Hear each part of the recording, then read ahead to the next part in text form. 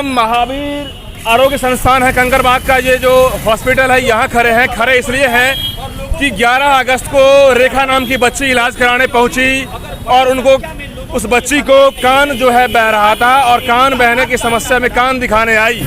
लेकिन कान दिखाने की समस्या में जब यहाँ पे आई तो यहाँ के हॉस्पिटल के डॉक्टर और नर्स जो है इलाज तो किए, लेकिन इलाज ऐसा किए कि रात के टाइम में उनको इंजेक्शन दिया गया नर्स के द्वारा, और इंजेक्शन जो दिया गया वो ऐसा पॉइजन बन गया कि कान का इलाज के बदले में उनका पूरा हाथ को काट दिया गया।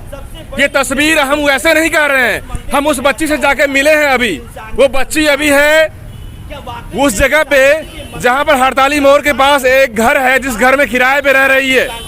उस बच्ची से जब मिले हैं, बच्ची के बहन पूरे वाकये को बयान दी है, और ऐसे में वहाँ पे कई हजारों मीडिया पहुंचे हुआ था। और ऐसे में बात ये आती है कि अभी ये आरोग्य संस्थान ने ऐसे काम को अंजाम दिया है, और वो नर्स जो है जिस तरीके से कह रही है वो आप सुन सकते हैं। ऐसे में बात ये आती है कि क्या बिहार सरकार के अंदर में स्वास्थ्य व्यवस्था की हालत ऐसे क्यों है? यदि सरकारी व्यवस्था इस तरह से ध्वस्त क्यों पड़ा हुआ है? आखिर डॉक्टर और नर्स रात में सोया हुआ जिंदगी क्यों जीते हैं, जब इसके हॉस्पिटल के अंदर में कम से कम 100 पेशेंट भर्ती हो और कहते हैं कि 12 घंटा काम होता है, उसके बाद रात में सब लोग सो जाते हैं। ऐसा क्यों?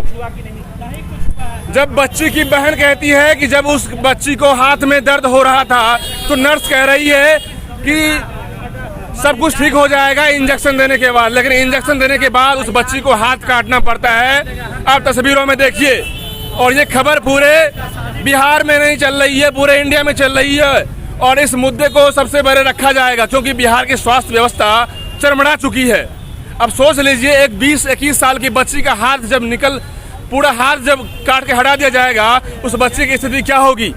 ऐसे में क्या रेखा नाम की बच्ची की स्थिति ही पूरा बिहार में चल पाएगा? और एक रेखा नाम की बच्ची पूरा बिहार में है, पूरे बिहार में ऐसी बच्ची है। ऐसे में तस्वीरों को देखिएगा, ये महावीर हॉस्पिटल है, आरोग्य संस्थान। ऐसे में तस्वीरों को दिखाइए, कई हजार लोग यहाँ पे इलाज कराने आते होंगे, क्या यही तस्वीर होगी? ऐसे में यहाँ के जो पब्लिक है, पब्लिक को भी समझना जरूरी है। जब बच्ची से मिलके आए हैं, बच्ची दर्द से तड़प रही है, बच्ची की बहन, बच्ची की भाई परेशान है। अब सोच सकते हैं कि मीडिया का ट्रायल जब तक नहीं चलेगा, मीडिया के लोग जब तक उस बच्ची को इंसाफ नहीं दिलाएंगे तो कौन इंसाफ दिलाएगा?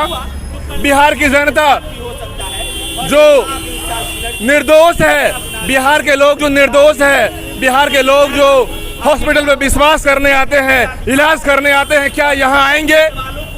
अब एक इंजेक्शन से बच्चे के शरीर में पूरा पॉइजन फैलता है और बच्ची का हाथ काट के फेंक दिया जाता है। ये दर्दनीय तस्वीर जो है रोंगटा खड़ा करता है। क्या ये तस्वीर को लेकर के बिहार की स्वास्थ्य व्यवस्था को कचरे को साफ करना चाहिए, नहीं करना चाहिए, सवाल खड़ा होता है। और स्वास्थ्य व्यवस्था को बदलना चाहिए, नहीं बदलना चाहिए, सवाल खड़ा होता है।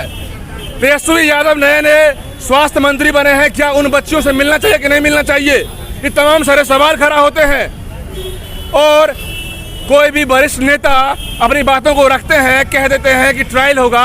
अभी तक उस बच्ची का जो है कंप्लेन थाना में दर्ज नहीं की गई है। थाना अध्यक्ष बात को टालते हैं, क्यों टाल रहे हैं? और आखिर इस बच्ची का न्याय कौन दिलाएगा? जिस बच्ची का परिवार में सब लोग परेशान है, बच्ची दर्द से तड़प रही है, बच्ची का पूरा हाथ यहाँ से खत्म हो गया है। अब सोच सकते हैं 20-21 साल की बच्ची जो स्कूल में पढ़ने वाली, कॉलेज में पढ़ने वाली बच्ची, अब उसके साथ क्या होगा? बिहार सरकार कुछ भी प्रलोभन दे दे, क्या इससे इंसाफ मिल पाएगा? क्या हजारों ऐसी बच्ची जो है परेशान होकर आती है हॉस्पिटल में, क्या उन बच्चों के साथ ऐसा सलूक होना चाहिए?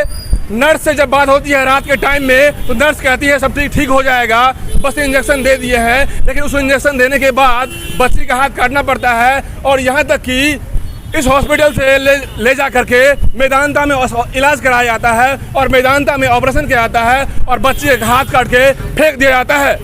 ऐसे में क्या बिहार के स्वास्थ्य मंत्री तेजस्वी यादव इन बच्ची से मिलेंगे, या फिर थाना जो वैसे ही घूमता रहता है, क्या थाना के लोग इस पे FIR दर्ज करेंगे? क्या हॉस्पिटल के जो डॉक्टर हैं, नर्स हैं, उस पर कार्रवाई होगी? ये सारा सवाल खड़ा होता है। यदि मीडिया की ट्रायल लगातार काम करेगी तो उस बच्ची को इंसाफ मिलेगा। सिर्फ बच्ची को ही इंसाफ नहीं मिलेगा, पूरा स्वास्थ्य व्यवस्था को बदल के रख दिया जाएगा।